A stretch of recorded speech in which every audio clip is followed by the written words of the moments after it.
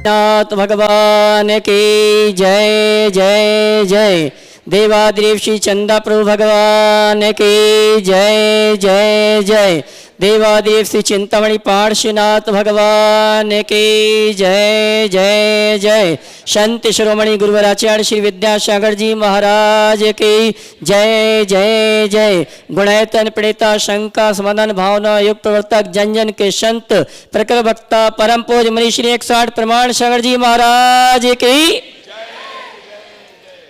सत्य और संस्कृति का सजा भव्य वितान कदम मिलाकर चल पड़ी धर्म और विज्ञान तीर्थराज संबी शिखर की तलहटी में स्थित समाज के गुणात्मक विकास का संदेश देने वाले गुणायतन से हम और आप टीवी चैनल का बहुचर्चित विश्वविख्यात संघ का समाधान का कार्यक्रम प्रारंभ करें। उसके पूर्व पारस चैनल, जिनवाणी चैनल और प्रमाणिक ऐप के सभी श्रोताओं के साथ यहाँ पर उपस्थित समस्त श्रावक श्राविकाओं का गुणायतन और श्री शिवायतन परिवार सायंकालीन वेला में हार्दिक अभिनंदन स्वागत करता है।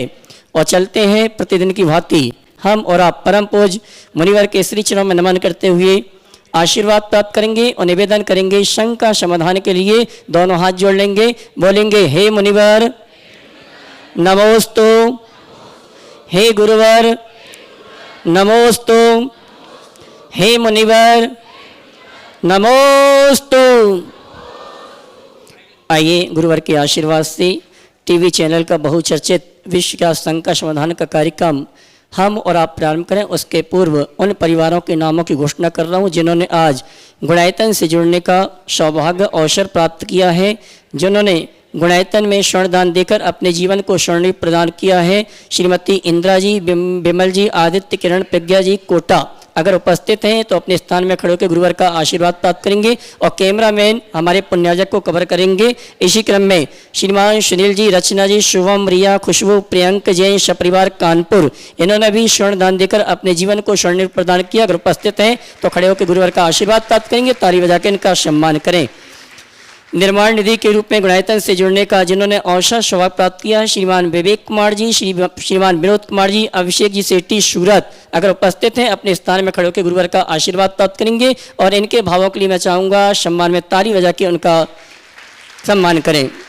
और आइए मैं उन श्रावक परिवारों को मंच पर आमंत्रित करूँगा जिन्होंने आज गुणायतन में स्वर्ण दान देकर अपने जीवन को स्वर्णिम प्रदान किया। श्रीमान वीरेंद्र कुमार जी, राजकुमार जी, योगेश जी, आशय, उत्कर्ष, अयांश, गंगवाल, बूंदी हमारे बीच उपस्थित हैं। मैं सम्मान से आमंत्रित करूंगा वे आए मंच पर परम पूज्य मुनिवर के श्री चरण नमन करते गुरुवंदना का सौभाग्य प्राप्त करेंगे और गुणायतन परिवार सम्मान का कार्यक्रम संपन्न करेंगे। और उनके सम्मान के लिए मैं आमंत्रित करूंगा हमारे श्रीमान वीरेंद्र कुमार जी अगर उपस्थित हैं तो मंच पर आ जावें। गुरुवर के श्री चरणों में नमन करते हुए गुरुवंदना का सौभाग्य प्राप्त करेंगे। नहीं, ताली बजा के उनका सम्मान करें। और आइए सूत्रधार के रूप में जिन्होंने गुणायतन से जुड़ने का अवसर प्राप्त किया है मैं सम्मान सहित मंच पर आमंत्रित करूंगा डॉक्टर ममता जी, सुधीर जी, प्राची जी, प्रतीक जी न्यू दिल्ली, श्रीमती नम्रता जी, सुधीर जी अग्रवाल सिडनी जो इस परिवार की बहन है। मैं सम्मान सहित आमंत्रित करूंगा वे आए और सूत्रधार परिवार के रूप में गुणायतन से जुड़ने का सौभाग्य प्राप्त किया है। और इनके सम्मान के लिए मैं आमंत्रित करूंगा हमारे श्रीमान गुणायतन के मंत्री श्रीमान महामंत्री अशोक जी पांड्या गिरिडीह वे आएंगे हमारे सम्मानी पुण्यार्जक परिवार का सम्मान का कार्यक्रम संपन्न करेंगे। मैं चाहूंगा जोरदार ताली बजाकर इनका सम्मान करें। इसी क्रम में मैं आमंत्रित करूंगा श्रीमान आजाद जी, श्रीमती ज्योति जी, आकाश जी, केमी जैन, यश जैन, मुस्कान जैन अहमदाबाद जिन्होंने सूत्रधार के रूप में गुणायतन से जुड़ने का अवसर प्राप्त किया है। और इनके सम्मान के लिए मैं आमंत्रित करूंगा गुणायतन के सीईओ साहब श्रीमान सुनील जी देहरादून वे आएंगे सम्मानी। हाँ जी, अच्छा आइए श्रीमान आजाद जी आ जाएंगे इस तरफ आइए। श्रीमान आजाद जी, श्रीमती ज्योति जैन अहमदाबाद। और इसी क्रम में मैं आमंत्रित करूंगा सूत्रधार के रूप में स्वर्गीय राजेंद्र कुमार जी की स्मृति में श्रीमती चंदुमती, रश्मि, ललित जी, पायल जी, पंकज जी, सिद्धार्थ जी, पर्व जी, रिद्धिमा जी, रीत जैन महल वाले खंडवा ये आएंगे और परम पूज्य मुनिवर के स्त्री चरण नमन करते हुए गुरुवंदना का सौभाग्य प्राप्त करेंगे। और इनके सम्मान के लिए मैं आमंत्रित करूंगा श्रीमान विमल जी भोपाल। हाँ जी, हमारे बीच बूंदी वाले यहाँ पर उपस्थित हैं श्रीमान वीरेंद्र कुमार जी, राजकुमार जी, गंगवाल परिवार बूंदी।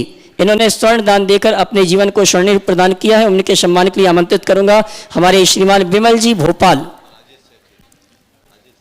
और श्रीमान अजित जी सेठी कोलकाता, ये दोनों आएंगे हमारे सम्माननीय श्रीमान वीरेंद्र कुमार जी परिवार का सम्मान का कार्यक्रम संपन्न करेंगे। श्रीमान विमल जी भोपाल और साथ में अजित जी आइए साहब, आइए विमल जी आ जाए, थोड़ा सा पीछे हो जाओ, थोड़ा पीछे हो जाओ। और इसी क्रम में सूत्रधार के रूप में जिन्होंने गुणायतन से जुड़ने का अवसर प्राप्त किया श्रीमान नेमचंद जी, श्रीमती मालती जी, श्री मनीष कुमार जी, मनोज कुमार जी, आगम जैन, सागर हमारे बीच उपस्थित हैं। मैं सम्मान सहित आमंत्रित करूंगा वे आए परम पूज्य मुनिवर के श्री चरण नमन करते गुरुवंदना का सौभाग्य प्राप्त करेंगे।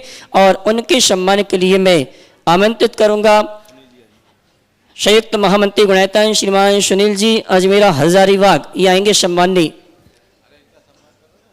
भैया। अजित भैया आ जाएं वीरेंद्र कुमार जी का सम्मान करने के लिए और ताली बजाकर इनका सम्मान करें। ये आ गए ना। श्रीमान नेमचंद जी जैन सागर हमारे बीच उपस्थित है। मैं सम्मान से आमंत्रित करूंगा वे यहाँ परम पूज्य मुनिवर के श्री चरण नमन करते हुए गुरुवंदना का सौभाग्य प्राप्त करेंगे। और उनके सम्मान के लिए मैं आमंत्रित करूंगा संयुक्त महामंत्री गुणायतन श्रीमान सुनील जी अजमेरा हजारीबाग और सिद्धार्थ जी प्रशासक गुणायतन आएंगे। श्रीमान सिद्धार्थ जी प्रशासक गुणायतन,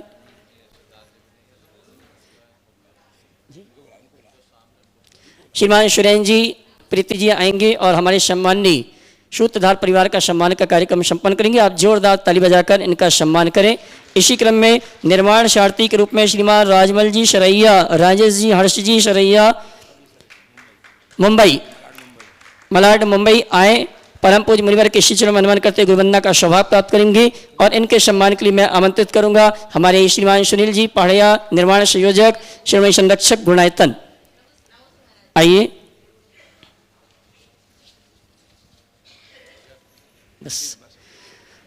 बंधु यहाँ पर पूजन जो सिद्ध चक्र महामंडल विधान चल रहा है उसमें लोगों का सहयोग प्राप्त हो रहा है। हजारीबाग से श्रीमान निर्मल कुमार जी, अमर जी, सोनू जी, निकेश जी, सोना जी, राजीव जी, श्वेता जैन विनायक परिवार।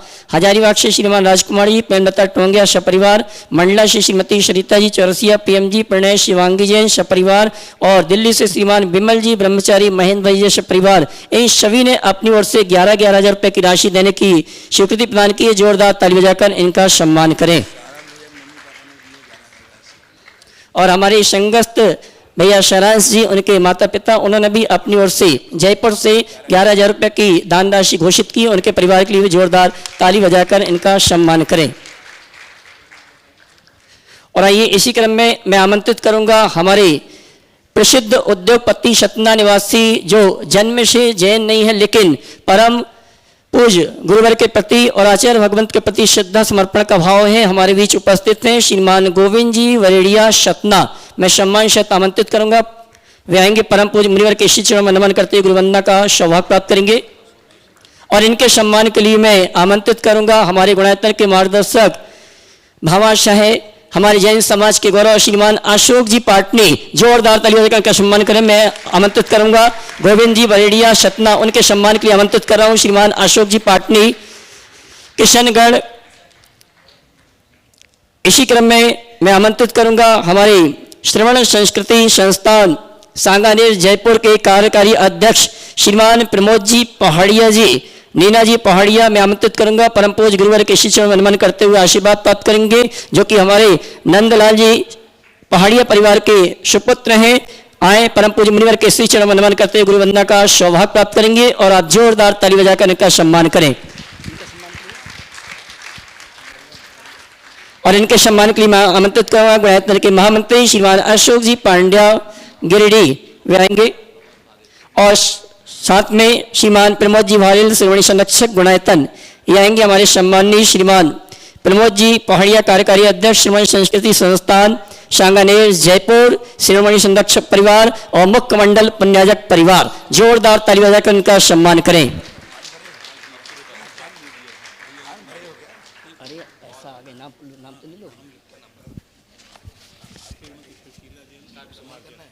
हाँ जी, और आइए शंका समाधान का कार्यक्रम हम और आप प्रारंभ कर रहे हैं। सर्वप्रथम मैं आमंत्रित करूंगा गुणायतन ट्रस्टी श्रीमती मणि सागर, और उसके बाद तैयार रहेंगे क्षुल्लक श्री तत्व सागर जी महाराज की गृहस्थ अवस्था की धर्मपत्नी और हमारे सम्मानी जैन समाज के गौरव कलेक्टर महोदय श्रीमान राहुल जी की माता श्री श्रीमती उर्मिला जी जबलपुर। मणि को ओम दीजिए नाम श्रीमती मणि जी सागर, उसके बाद तैयार रहेंगी श्रीमती उर्मिला जी। जल्दी करिए। ओम ओम बोलिए। नमोस्तु महाराज। ओम। इंसान को इंसान से दूर करने वाली पहली चीज है जुबान और दूसरी चीज है पैसा, फिर भी ऐसा लोग क्यों करते हैं महाराज? इंसान को इंसान से दूर करने वाली चीज़ है जबान और दूसरी चीज़ है पैसा। मैं कहता हूँ इंसान और इंसान को जोड़ने वाली भी यही दो चीज़ें हैं, जबान और पैसा, बशर्ते इनका सदुपयोग करो। समझ गए? जबान का सदुपयोग करो। आज हमारी जबान के कारण ही तो आप लोग यहाँ आए हो, बोलो, है ना? तो ऐसा नहीं है कि जबान तोड़ती ही है, जबान जोड़ती भी। जिब्बा में अमृत बसे, विष भी तिसके पास, एक बोले तो लाख ले, इकते लाख विनाश। उसमें विष भी, अमृत भी है तो जहर भी है। हमें हमारी कुशलता है कि हम उसका सदुपयोग करें। इसी प्रकार पैसा जिनके पास है उसका कोई नहीं, ऐसा नहीं जो पैसे का सदुपयोग करता है उसकी सारी दुनिया होती, ऐसा नहीं है। तो सदव्यय करना सीखिए, जबान का भी सदव्यय कीजिए और पैसे का भी सदव्यय कीजिए। अशोक जी जैसे उदाहरण अपने पास बैठे हैं जो आज हर कोई उनसे जुड़ा हुआ, क्यों? उनके पैसे के कारण नहीं, पैसे वाले तो उनसे और बड़े बड़े लोग भी दुनिया में हैं, लेकिन सवाल पैसे का नहीं है, सवाल पैसे के सदुपयोग का है। एक दिन मैंने कहा था, आज अशोक जी के संदर्भ में वो बात दोहराता हूँ। पैसा वाले को लोग जानते हैं, पैसा वाले को लोग जानते हैं, पर उदार व्यक्ति को लोग चाहते हैं। क्या बात है, समझ गए? लोग हमें जाने इसमें हमारी कोई उपलब्धि नहीं, लोग हमें चाहे हमारी उपलब्धि उसी में है। और ये तभी संभव होगा जब पैसा कमाएंगे, तब नहीं, पैसा कमा के सही जगह लगाएंगे तब होगा। हे गुरुवर नमोस्तु नमोस्तु। गुणायतन ट्रस्टी श्रीमती मणि जी सागर, उसके बाद तैयार रहेंगी कुमारी रति जी, अतिशय जी गोदा, धन्यवाद। ओम किसका नाम? हाँ हाँ, महाराज जी के चरणों में कोटिशा नमोस्तु नमोस्तु नमोस्तु। सूत हाँ। परिवार का नमोस्तु, ब्रह्मचारिणी संध्या दीदी, शैली दीदी का नमोस्तु नमोस्तु नमोस्तु। महाराज श्री, मेरा प्रश्न है कि मंजिल तक पहुँचने के लिए उपयुक्त स्थान का टिकट लेना ही पर्याप्त नहीं है, परंतु उपयुक्त गाड़ी में बैठना भी आवश्यक है। तो महाराज श्री, मैं 2 प्रतिमा रूपी गाड़ी में तो बैठ गई, पर मंजिल तक कैसे पहुँचूँ? अब जैसी गाड़ी में बैठी वहीं पहुँचोगे। आप एक्सप्रेस में नहीं बैठी, शटल में बैठी हैं, कहीं ना कहीं तो पहुँच ही जाओगे। चलो कोई बात नहीं, कोशिश करो 2 प्रतिमा से महाव्रत तक जाएं। इस झाव में तो उतना ही गुंजाइश है। संलेखना तक की भावना भाव, अगली बार राजधानी में बैठेंगे और सीधे मंजिल तक पहुँचेंगे। ओ चलिए अगला नाम। हाँ जी, कुमारी रति और भाई अतिशय गोदा, धन्यवाद, जिन्होंने सिद्ध चक्र महामंडल विधान में बहुत ही माहौल बनाया है। और इसके बाद तैयार रहेंगे कमल जी राव का, ब्यावर किशनगढ़ के सभी तीर्थयात्रियों के साथ। दोनों बेटे बेटियों के लिए ताली बजाएं। नमस्ते महर्षि। महर्षि, मेरी यह शंका है कि जो अमीर लोग होते हैं वो उनके पास ऊंचा पद होता है, लेकिन फिर भी वो दूसरों को धक्का देते हैं, कुछ बुरा करते हैं, और इस वजह से फिर थोड़ा और ऊपर हो जाते हैं। वही गरीब लोग जो होते हैं उनको जो हम देते हैं उन्हीं पे खुश रहते हैं। आखिर महाराज जी, पैसा बड़ा है कि प्यार, और आखिर क्यों बड़ा है? पैसा बड़ा है कि प्यार? प्यार। देखो बहुत अच्छा सवाल किया। अमीर होते हैं, ऊंचा पद पाते हैं और दूसरों को धक्का देकर और ऊंचे उठ जाते हैं। एक अर्थ में ये बात सही है। और जो गरीब है वो उन्हें जितना मिला होता है उतने में ही संतुष्ट होकर जीते हैं। बात सही है, लेकिन मेरा मानना है कि केवल पैसे से अमीर होना अमीरी की पहचान नहीं है। सच्चे अर्थों में अमीर वही है जो पैसों के साथ साथ विचारों का भी धनी है। समझ गए? जिसके पास उत्तम विचार है वो अमीर है, और ऐसी अमीरी से जुड़ा हुआ व्यक्ति किसी को धक्का दे के खुद को आगे नहीं बढ़ाएगा, दूसरों को ऊपर उठा करके खुद को ऊपर उठाएगा। समझ गए? इसलिए हमारी कोशिश हो हम खुद उठे, औरों को भी उठाएं। हाँ रति। नमस्ते महाराज जी। महाराज जी, मेरा प्रश्न ये है कि हमारे पास चीज़ें होने के बावजूद, जैसे मकान, गाड़ी और कपड़े आदि, हम लोग दूसरों को देखकर नई चीज़ें खरीदने की इच्छा होती है। तो महाराज जी, हम ऐसा क्या करें जिससे हमारी ये नई चीज़ें खरीदने की इच्छा ना हो? बहुत ही अच्छा सवाल किया है इसने। छोटी सी बच्ची ने बड़ों का सवाल किया है ना। देखो बहुत अच्छी बात, ये बात सही है। दूसरों की चीज़ें देखोगी ना तो खरीदने की इच्छा होगी। समझ गए? इसलिए क्या करें, दूसरों की चीज़ों को देखो मत, और कदाचित देखो भी तो अपनी चीज़ें जब तक खराब नहीं हो तब तक नई चीज़ न लेने का संकल्प ले लो, बच जाओ। समझ गए? चलो। श्रीमान कमल जी राव का ब्यावर किशनगढ़ के सभी तीर्थयात्रियों के साथ उसके बाद तैयार रहेंगे श्रीमान शुभम जी, श्रीमती रिया जी कानपुर, मुंबई, फरीदाबाद, दिल्ली के सभी तीर्थयात्रियों के साथ। नमस्ते महाराज जी। महाराज जी, धर्म को आज क्रियाकांड से ही मापा जाता है। मुनिश्री, मैंने एक जगह पढ़ा था, duty is the beauty of the nature and nature is the religion.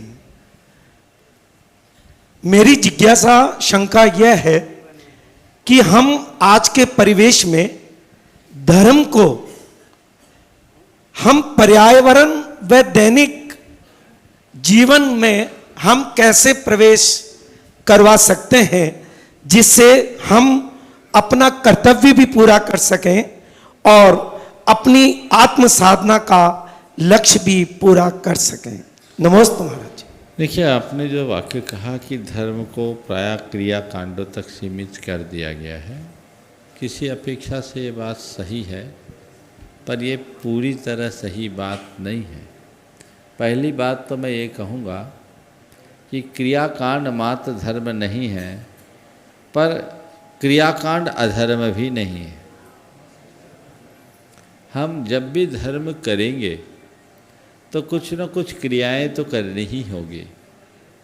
मेरा मानना है धर्म जब सतही स्तर पर किया जाता है तो हमारे द्वारा किया गया कृत्य कोरा क्रियाकांड बनकर रह जाता है, लेकिन धर्म जब अंतःस्थल से जुड़ कर के करते हैं तो वो क्रियाकांड नहीं, हमारे कर्म को काटने की प्रक्रिया बन जाती है। आप पूजा पाठ, भक्ति, विनय, उपासना, व्रत, तप आदि करते हैं, ऊपरी तौर पर इसमें क्रियाकांड जैसा दिखता है, पर ये क्रिया है, पर क्रिया ही नहीं है, ये जीवन को बदलने की प्रक्रिया भी है। तो पहली बात मैं उन तमाम लोगों से कहूँगा जो धार्मिक क्रियाओं में रुचि रखते हैं, अपनी धार्मिक क्रियाओं को अंतःस्पर्शी बनाएं। जहाँ तक पर्यावरण और धर्म का संबंध है, धर्म तो पर्यावरण की शुद्धि पर हमेशा बल देता है, बल्कि पर्यावरण की चिंता करने वालों से भी एक कदम आगे, क्योंकि पर्यावरण के प्रति चिंता करने वाले केवल बाहर के प्रदूषण से बचने की सलाह देते हैं। धर्म वह तत्व है जो हमारे भीतर के प्रदूषण को भी दूर करने का मार्ग बताता है। हम वैचारिक प्रदूषण को धर्म के माध्यम से ही दूर कर सकते हैं। हाँ, बशर्ते हमारा धर्म विशुद्ध धर्माचरण बने। तो हमारी कोशिश होनी चाहिए कि हम धर्म के उस वैज्ञानिक स्वरूप को आत्मसात करें, खुद अपनाएं, औरों को अपनाने के लिए प्रेरित करें। श्रीमान शुभम जी, श्रीमती रिया जी कानपुर, मुंबई, फरीदाबाद, दिल्ली के सभी यात्रियों के साथ उसके बाद तैयार श्रीमती पायल जी, नीलू जी सेठी, हजारीबाग। बच्चा भी पूछेगा, बोलो। नमस्ते महाराज जी। महाराज जी, मेरा ये प्रश्न है कि अशोक अंकल ने किशनगढ़ में तो गर्ल्स कॉलेज खुलवा दिए, लेकिन लेकिन मैं किस में जाऊंगा फिर? इसका जवाब अशोक अंकल से लेना। उस बच्चा है कि बच्ची? बच्चा है। बोला आपने किशनगढ़ में गर्ल्स कॉलेज तो खुलवा दिए, पर हम लोग कहाँ जाएंगे? बिल्कुल इसका जवाब वो ही देंगे, है ना। अभी थोड़ी देर बाद उनको। हाँ, मेरा दूसरा एक क्वेश्चन ये है कि जब मच्छर अपन को काट जाता है तो उनको पाप नहीं लगता, लेकिन अपन जब उनको खाते हैं तो अपन को पाप लगता है। देखो सुनो सुनो सुनो, मेरी बात सुनो, बहुत अच्छी बात कही। मच्छर हमको काटता है तो हमसे कितना खून लेता है? 1-2 ड्रॉप। और तुम मच्छर को मारते हो तो क्या होता है? पूरा ही मर जाता है। अब बताओ, पाप हम अपने शरीर से 1-8 ड्रॉप बूंद दे दिए तो क्या हो गया? हमारा क्या गया? और मच्छर का तो सब चला गया। इसलिए जीवन में किसी का कुछ नष्ट ना हो, ऐसा भाव रखो। समझ गए? ऐसे प्रश्नों के लिए आपकी तालियां बहुत कम बजती, अच्छे से बजाइए। हाँ हाँ, बोलो। श्रीमान शुभम जी, श्रीमती रिया जी, कानपुर मुंबई सभी यात्रियों के साथ। उसके बाद तैयारी गई श्रीमती पायल जी, श्रीमती नीलू जी शेट्टी, हजारीबाग। हम सभी की तरफ से नमोस्तु नमोस्तु नमोस्तु महाराज जी। महाराज जी, बचपन से ही हमारे घर के सभी बच्चों का रात्रि भोजन त्याग रहा है। फिर से बोलिए। नमोस्तु नमोस्तु नमोस्तु महाराज जी। बचपन से ही हम घर के सभी बच्चों का रात्रि भोजन त्याग रहा है, लेकिन जैसे जैसे हम जीवन में आगे बढ़ते गए, जैसे पढ़ाई के लिए, जॉब के लिए, तो उनकी उस नियमों को पालने की कठिनाई बढ़ती ही जा रही है। तो और बाहर की जो दुनिया है उसे ये समझ नहीं आता। तो इन दो दुनियाओं के खिंचाव के बीच में हम ठहराव कैसे बनाए रखें, कैसे दृढ़ता बनाए रखें? देखिए, यही तो, जब तक हमारे सामने चुनौतियां ना आए तो उपलब्धि कैसे हो? हमें अपनी प्राथमिकताएं बदलनी चाहिए। जो चीज़ें हमने बचपन से निभाई है उसको दृढ़तापूर्वक निभाना चाहिए, उसमें किसी प्रकार का समझौता नहीं करना चाहिए। मैं एक उदाहरण आपको दूंगा। जब मैं यहाँ 2007 में था, एक युवक आया, वो IIT कर रहा था BHU से, वाराणसी से। उसने कहा, महाराज जी मेरे रात्रि भोजन का त्याग रहा है और वहाँ दिन में भोजन मिलता नहीं, रात में ही मिलता। अब मैं क्या करूँ? IIT कर रहा हूँ। मैंने उससे एक सवाल किया, ये बताओ तुम जीवन भर नियम को निभाने का सुकून पाना चाहते हो या तोड़ देने की कसक? उसने कहा, महाराज मैं अपने नियम को निभाना चाहता हूँ। तब ने कहा, रास्ता निकालो, एक टाइम भोजन करो, शाम के लिए चना वगैरह फुला के रख लो, कुक को बोल दो 4 चपाती ले लो, बाज़ार से केले टमाटर खरीद के खा लो, कुछ ऐसे अपना पेट भर लो, काम चला लो। उसने कहा, महाराज आपका मार्गदर्शन पर्याप्त है। उसके बाद वो मेरे पास 2009 में आया, तब तक उसकी IIT हो चुकी थी और मारुति में सेलेक्ट भी हो गया था। उस समय उसका 70 लाख का पैकेज था। जब उससे मिला तो मैंने क्या तुम्हारा नियम पल गया? बोला, महाराज मैं एक टाइम भोजन करके IIT कर लिया। और उस व्यक्ति का नाम है मनीष जैन, जो ब्रह्मचारी मनीष जैन बीना बारा में शांति धारा के पूरे प्रोजेक्ट को देख रहे हैं। आगरा का वो बालक था और आज वो ब्रह्मचारी है, बहुत ही प्रतिभा संपन्न। उस समय 70 लाख का पैकेज था। तो हमारी प्रायोरिटी पर है।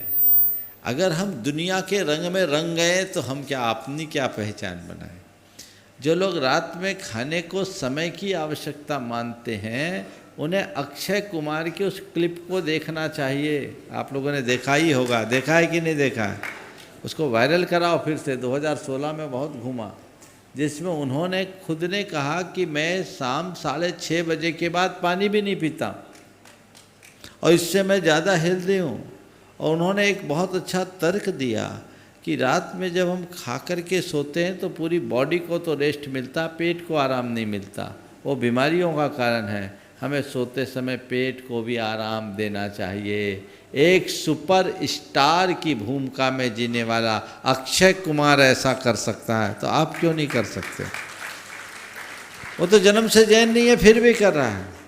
आप भी तो कर सकते हैं।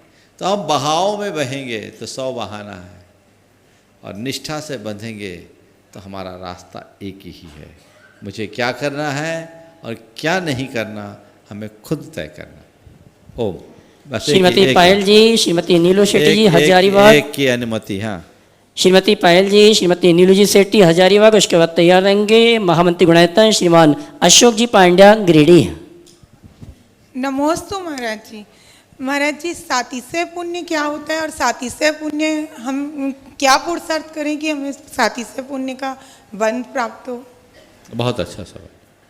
सातिशय पुण्य और निरतिशय पुण्य के भेद से पुण्य के 2 प्रकार बताए। सातिशय पुण्य ऐसा पुण्य जो अपने उदय में व्यक्ति की बुद्धि को निर्मल बनाकर उसे धर्म में लगाता है और परंपरा से मोक्ष दिलाता है। दूसरे शब्दों में कहूँ, ऐसा पुण्य जिसमें पुण्य के बंध के साथ साथ पाप की निर्जरा भी होती है। ये 2 रूप सातिशय पुण्य के हैं। और निरतिशय पुण्य जिसमें केवल पुण्य का बंध होता है, पाप की निर्जरा नहीं होती। ये निरतिशय पुण्य कई बार पापानुबंधी भी हो जाता है। ये अपने उदय में व्यक्ति की बुद्धि को विकृत करके उसे भोगों में आसक्त कर देता है और भोगों में लगाकर दुर्गति का पात्र बना देता है। सातिशय पुण्य मोक्ष मार्ग को प्रशस्त करता है और निरतिशय पुण्य केवल संसार में टिका करके रखता है। इसलिए हमें अच्छे कार्यों को विशुद्ध भावों से, शास्त्र की भाषा में सम्यक दर्शन की भावना के साथ संपन्न करना चाहिए। सम्यक के साथ किए गए पुण्य को सातिशय पुण्य कहते हैं, जो परंपरा से मोक्ष का कारण बनता है। इसलिए हम जब भी कोई धर्मानुष्ठान करें, पुण्यवर्धक क्रियाएं संपन्न करें, तो उस घड़ी में हम अपने परिणामों को अत्यंत निर्मल बनाकर रखें, जिससे हमारे जीवन में घटने वाला पुण्य हमें अनुकूल संयोग तो दे ही, हमारी बुद्धि को भी अनुकूल बनाए रखे। आजकल पुण्यवंतों के पास संयोगों की अनुकूलता होती है, ऐसे लोग बहुत मिल जाते हैं, लेकिन संयोगों की अनुकूलता के साथ निर्मल बुद्धि का होना महादुर्लभ है। जिसका सातिशय पुण्य का प्रबल उदय होता है, उसकी ही बुद्धि अच्छे कार्यों में लगती है और वो अपने जीवन को आगे बढ़ाने में समर्थ हो पाता है। गुणायतन के महामंत्री गुणायतन ट्रस्टी श्रीमान अशोक जी पांड्या गिरिडीह। परम पूज्य मुनि श्री के चरणों में मेरी सशत नमन। आज की इस उत्कृष्ट और अति लोकप्रिय कार्यक्रम शंका समाधान की धर्म सभा में उपस्थित देश और विदेश से पधारे सभी धर्मार्थ बंधुओं को मेरी ओर से, गुणायतन की ओर से और श्री सेवायतन की ओर से आपका हार्दिक हार्दिक अभिनंदन, अभिवादन, स्वागत। मैं 2 बातों के लिए कहने के लिए आपके समक्ष उपस्थित हुआ हूँ। एक प्रश्न रोज हमारे सामने आता है कि साहब, इतनी उत्कृष्ट और इतनी भव्य निर्माण जो गुणायतन के अंदर चल रहा है, विभिन्न योजनाओं का, चाहे वो पंचायतन शैली का पाषाण का पूर्ण मंदिर हो, साधना व स्वस्तिका हो, या सामने में जो बन रहा हमारे अनुभव केंद्र हो और अन्य परियोजनाएं हमारी चल रही हैं, ये इतनी उत्कृष्टता और इतनी भव्यता को कैसे आप लोग हासिल कर रहे हैं? तो मैं और मेरी प्रबंध कारिणी कमेटी के और हमारे अध्यक्ष महोदय, हम एक ही जवाब देते हैं, क्या कि गुरुवर ने हमें 4 सूत्र दिए हैं। मैं पहले उन सूत्रों का नाम अंग्रेजी में आपके सामने रखता हूं और फिर मैं उसकी थोड़े से शब्दों में व्याख्या करता हूं। 4 सूत्र क्या हैं? पहला सूत्र गुरुवर कहते हैं मेरिटोक्रेसी, दूसरा कहते हैं प्रैग्मेटिज्म, तीसरा कहते हैं डेडिकेशन और चौथा कहते हैं ऑनेस्टी। मेरिटोक्रेसी क्या होती है आपको बता दूं, ऐसे आप समझ ही गए होंगे, यहाँ जितने लोग हैं सभी शिक्षित लोग बैठे हुए हैं।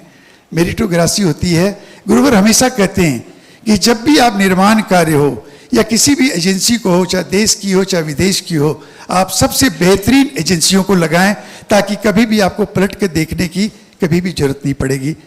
माने उत्तम लोगों को लगाएं जिससे कि कभी आपको मन में कोई रिग्रेट या कोई क्षोभ या कोई दुख नहीं होगा।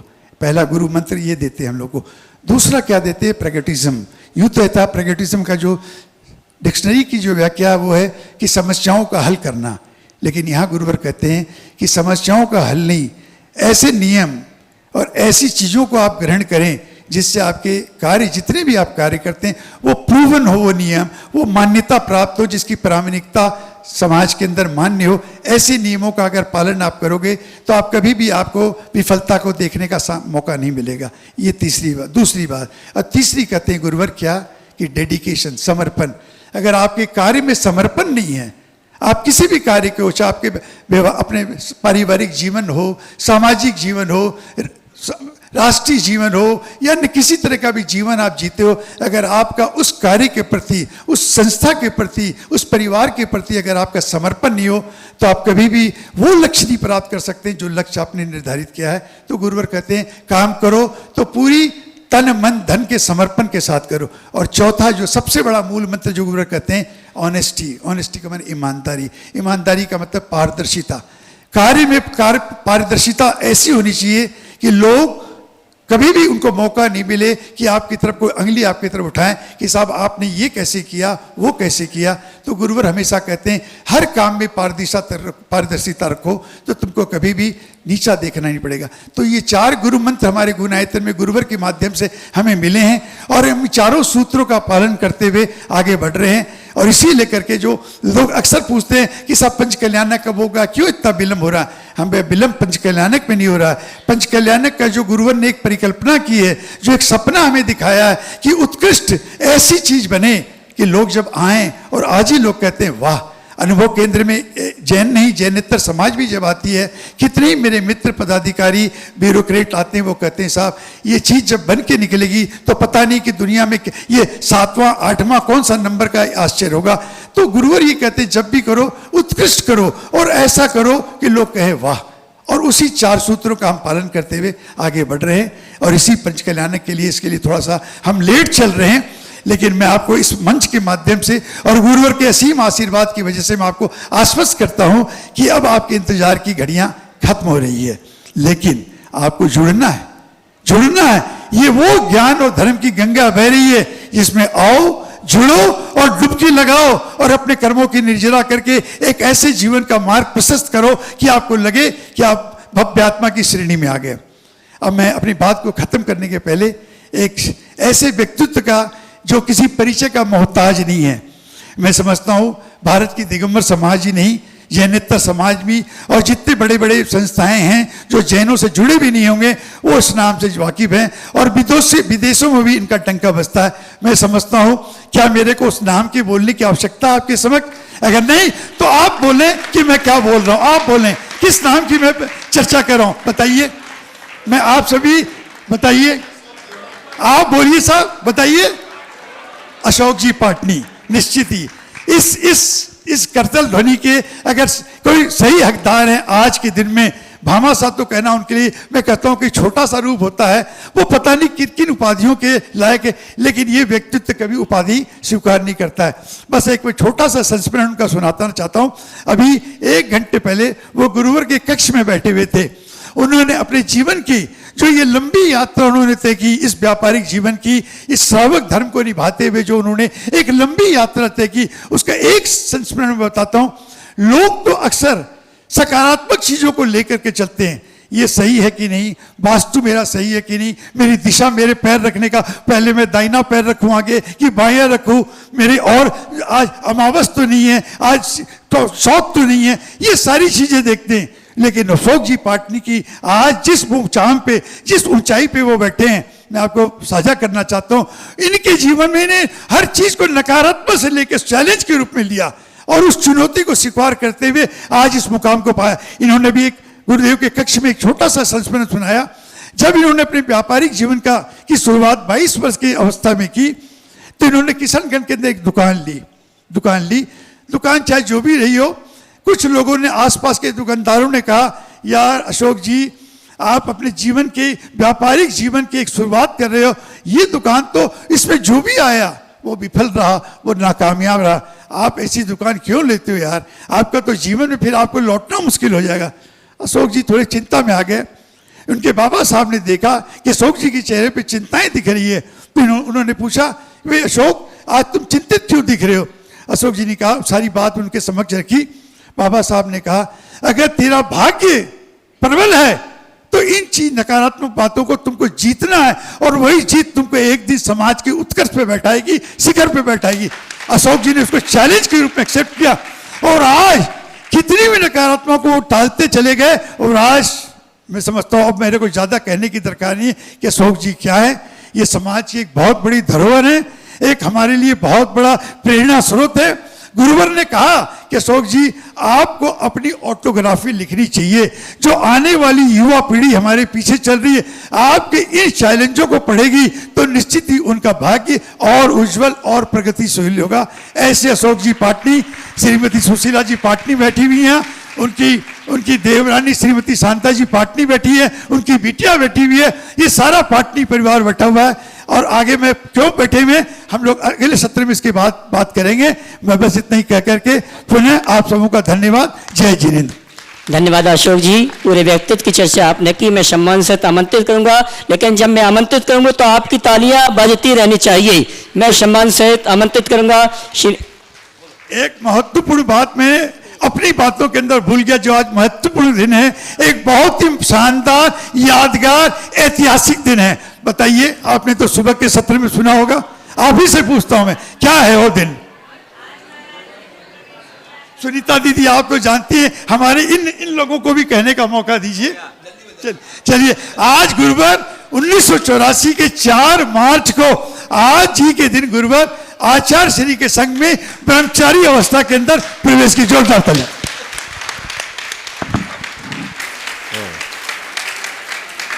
और आइए मैं आमंत्रित करूंगा आपकी तालियों के सम्मान के साथ भामाशाह जैन समाज के गौरव श्रीमान अशोक जी, सुशीला जी पाटनी, शांता जी पाटनी और उनकी बिटिया अनीता जी कटारिया, किशनगढ़, अहमदाबाद, जिन्होंने मुख्य मंडल प्रयाजक के रूप में यहाँ पर अनुष्ठान करने का अवसर सौभाग्य प्राप्त किया है। जोरदार ताली बजाकर इनका सम्मान करें। शंका समाधान की अगली शंका के लिए उसके बाद तैयार रहेंगे हमारे श्रीमान प्रमोद जी पहाड़िया, उद्गार व्यक्त करेंगे और एक शंका भी आपकी तरफ से चाहते हैं, और इसके बाद तैयार रहेंगे श्रीमान प्रमोद जी पहाड़िया कार्यकारी अध्यक्ष, श्रीमान प्रमोद जी नीना जी पहाड़िया कार्यकारी अध्यक्ष, श्रीमान संस्कृति संस्थान सागानेर जयपुर, नंद किशोर जी पहाड़िया जी के सुपुत्र। नमस्ते महाराष्ट्र, नमस्ते।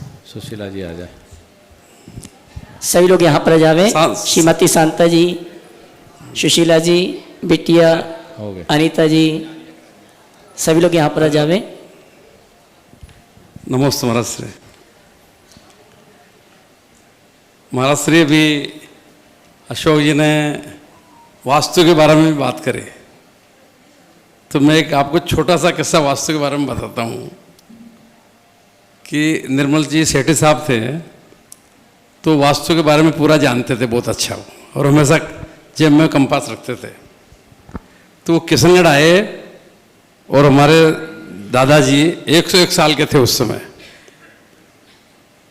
तो उनको कहा कि आपका ये जो बेड है इसकी दिशा सही नहीं, इसकी दिशा इधर करो, मुंह इधर रहना चाहिए, पैर इधर रहना चाहिए।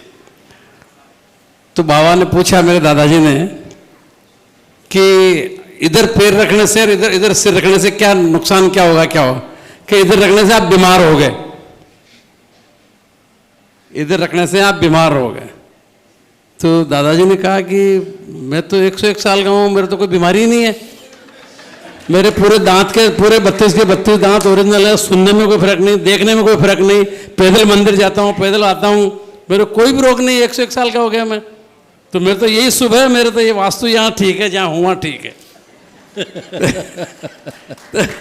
तो ऐसे हमारे दादाजी महाराज श्री, मेरा आज शंका भी यही समाधान, यही स्थिति का समाधान करें कि अपना धर्म कर्म प्रधान है, तो फिर ये लोग मुहूर्त क्यों दिखाते हैं?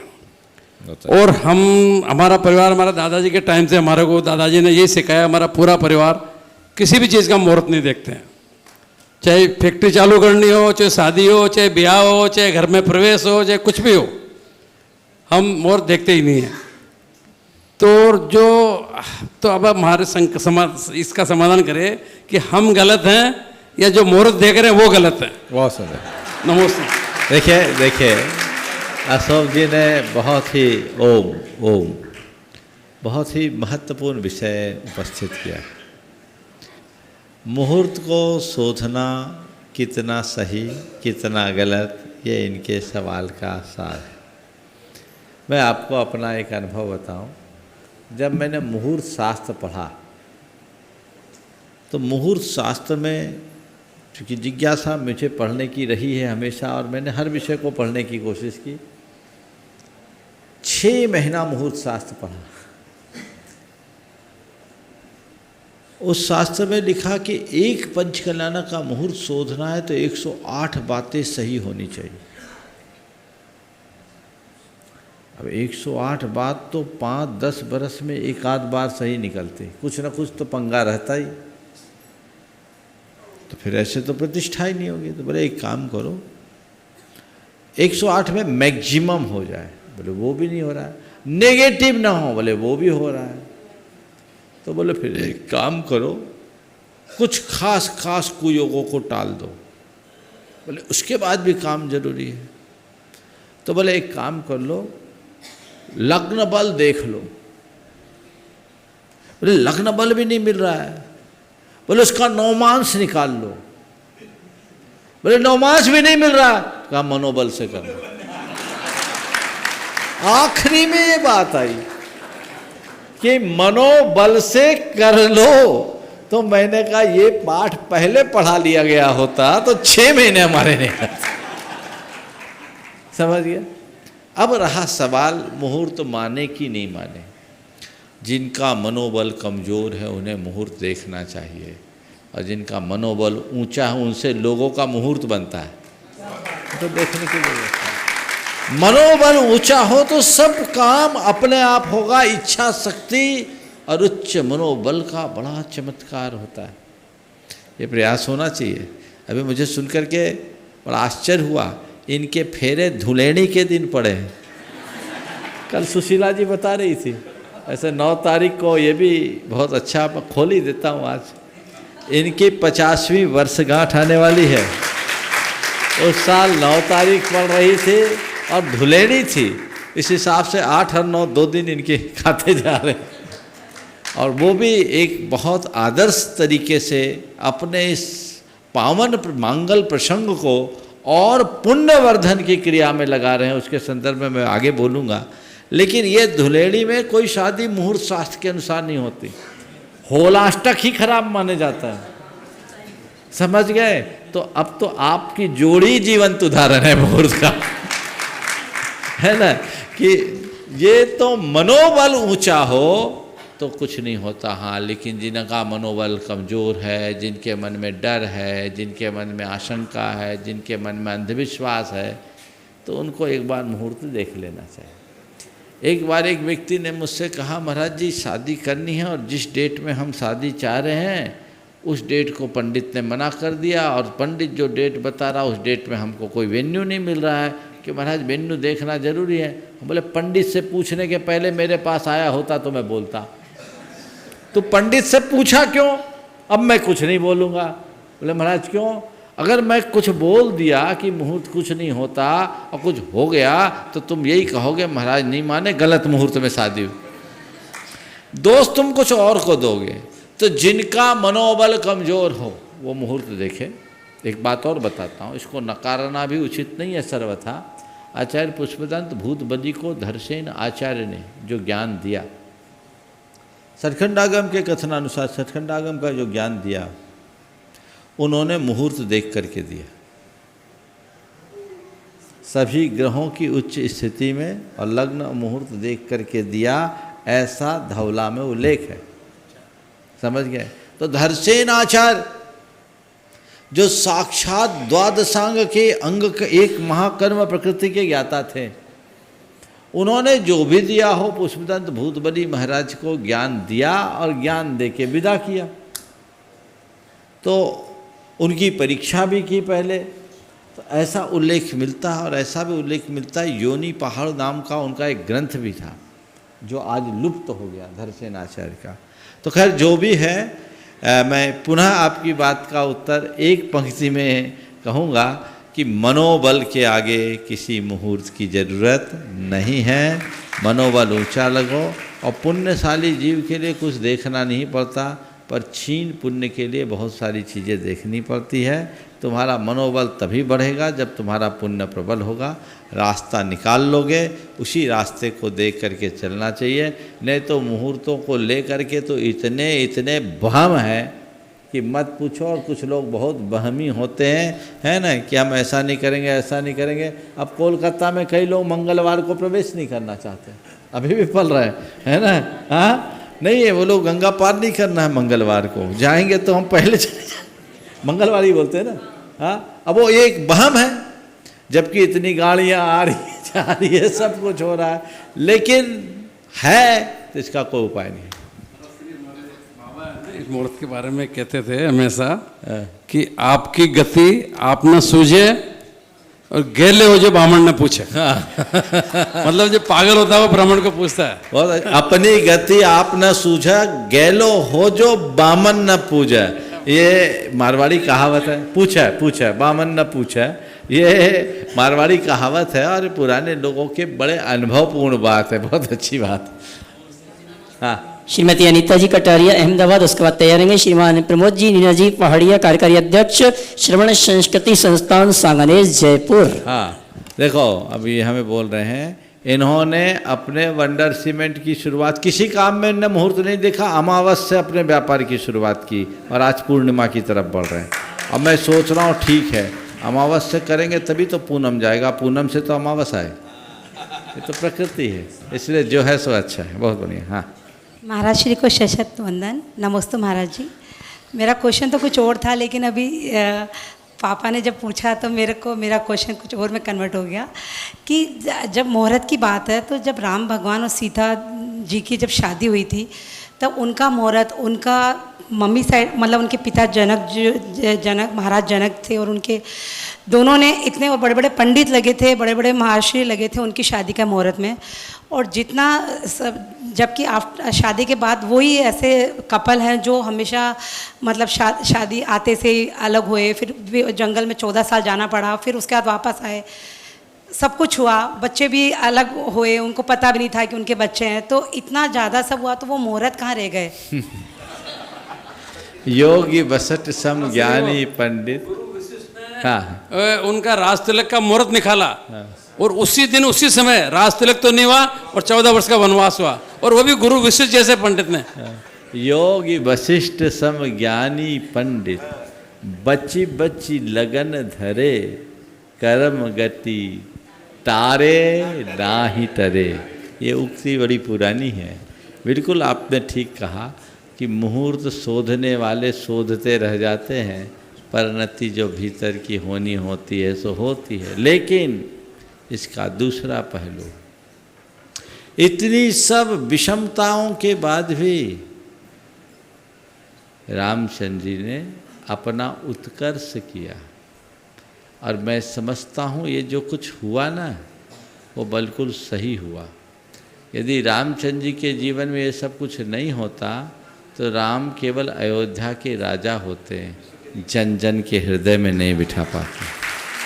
तो शायद यही नियमत होगा, इसलिए जो हो गया सो हो गया।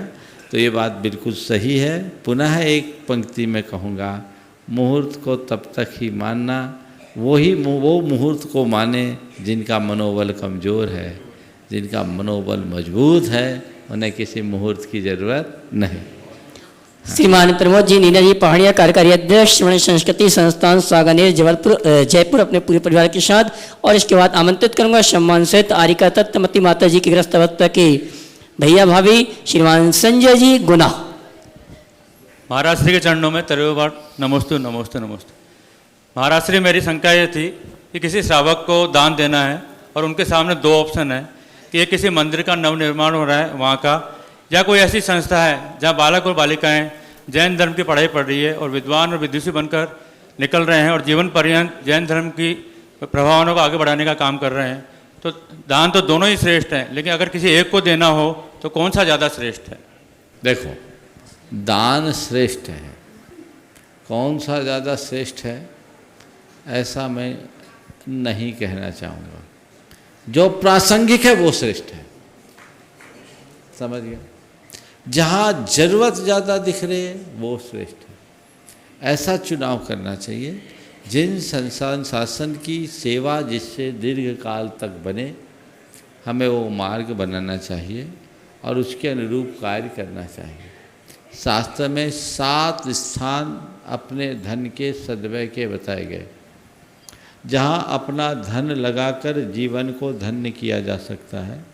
वह है जिनबिंब, जिनागार, जिन यात्रा, प्रतिष्ठिकम, दान, पूजा, सुसिद्धांत, लेखनम, सप्त क्षेत्रियो, अर्थात जिनबिंब की स्थापना, जिनागार जिन मंदिर का निर्माण, जिन यात्रा यानी तीर्थ यात्राएं करना कराना, प्रतिष्ठिकम प्रतिष्ठा कराना, पंचकल्याणक आदि संपन्न करना, चतुर्विध संघ को आहार आदि का दान देना, भगवान की पूजा प्रभावना में अपना योगदान देना और शास्त्र लेखन यानी शास्त्र का प्रकाशन करना।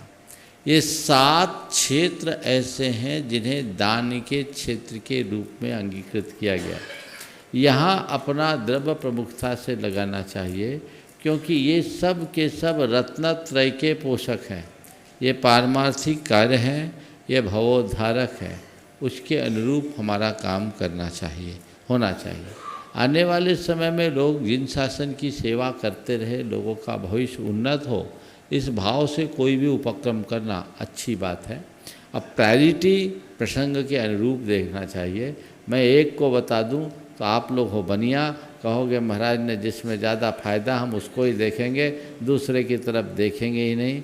ये सब हमारी आवश्यकताएं हैं, उन आवश्यकताओं को देख करके काम करना चाहिए। फिर भी हमारे शास्त्रों के अनुसार जिन मंदिर आदि के निर्माण से उसे सातिशय पुण्य के बंध का कारण बताया, और ऐसा शास्त्र में है कि एक बार मंदिर निर्माण करे या बिंब स्थापित कोई करता है तो जब तक वो मंदिर और बिंब है उसकी पूजा अर्चा हो रही है, उसका 6वां भाग यानी 16.25% उस व्यक्ति के खाते में जाएगा जिसके निमित्त से बना। तो उस दृष्टि से पुण्यवर्धक कार्य में शास्त्रीय दृष्टि से अगर विचार करें तो इससे श्रेष्ठ और कोई कार्य नहीं है। हम थोड़ा सा गोमटेश बाहुबली के सामने उपस्थित होकर ध्यान करें। गोमटेश बाहुबली को चामुंड राय जी ने बनाया। आज देखो उस गोमट के कारण भगवान की पहचान बन गई गोमटेश। 1000 साल से अधिक हो गए बाहुबली भगवान को वहाँ विराजमान हुए। उनने अपनी कितनी हवेलियाँ महल बनाई होगी, उनके वंशजों का कोई अता पता नहीं, उनकी हवेलियों और महलों का कोई अता पता नहीं, पर गोमटेश बाहुबली 1000 साल से जिन शासन की यशा पताका फैला रहे हैं। इस बीच कितने शास्त्र लिखे गए, कितने ग्रंथ लिखे गए, कितने मुनि आचार्य हुए होंगे, वो एक तरफ, पर गोमटेश बाहुबली एक तरफ। तो हमें इन सब चीज़ों को व्यापकता से समझकर आवश्यकता अनुरूप कार्य करना चाहिए। भाई संजय जी गुना अपनी शंका का समाधान प्राप्त करें। उसके पूर्व गुणायतन से गुणायतन ट्रस्टी के रूप में जिन्होंने जुड़ने का सौभाग्य प्राप्त किया, हमारे बीच में स्वर्गीय मदन लाल जी जिनकी स्मृति में श्रीमती बिमला जी, विनोद जी, सरोज जी रहर वाले, श्री करण कुमार, कैलाश कुमार जैन हैदराबाद हमारे बीच उपस्थित हैं। मैं सम्मान सहित आमंत्रित करूंगा। आए परम पूज्य मुनिवर के चरण नमन करते हुए गुरुवंदना का सौभाग्य प्राप्त करेंगे और उनके सम्मान के लिए मैं आमंत्रित करूंगा श्रीमान अशोक जी पांड्या गिरिडीह।